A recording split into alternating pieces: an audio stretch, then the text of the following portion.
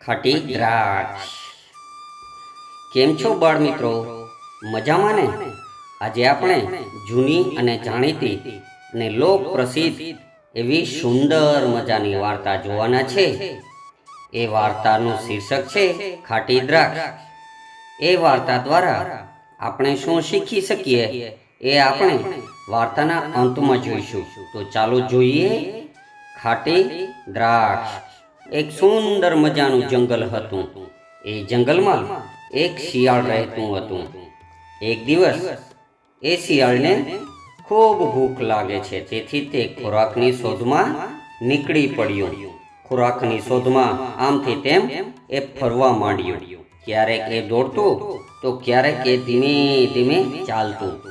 આમ ઘણું ફર્યા પછી એ શિયાળ એક ખેતર પાસે પહોંચી ગયું અને ત્યાં જઈને જોયું તો દ્રાક્ષના વેલાઓ હતા, જેના પર સુંદર મજાની દ્રાક્ષો લટકતી હતી. એ જોઈને શિયાળના મોંમાં પાણી આવી ગયું અને તરત જ એ દ્રાક્ષના વેલા પાસે પહોંચી જાય છે અને ત્યાં જઈને જોયું તો દ્રાક્ષ તો ખૂબ ઊંચી હતી, પરંતુ શિયાળભાઈને તો ખૂબ ભૂખ લાગી હતી.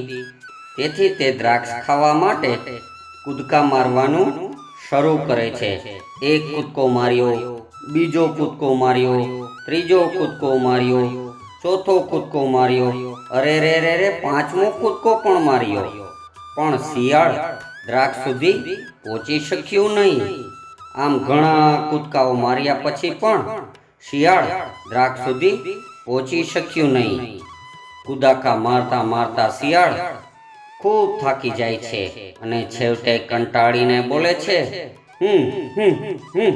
આ દ્રાક્ષ તો ખાટી છે. આવી ખાટી દ્રાક્ષ તો કોણ ખાય? હું તો ના જ ખાઉં. આમ બોલી ત્યાંથી જતું રહે છે. તો બાળ મિત્રો, મજા આવીને આ વાર્તા જોવામાં?